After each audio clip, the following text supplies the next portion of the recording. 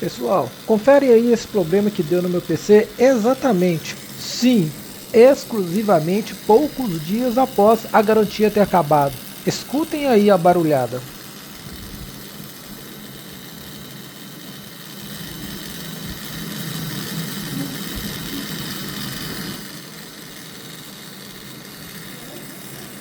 Ah, inscreva-se no YouTube, siga nas redes sociais, curta e deixe seu comentário para apoiar o canal.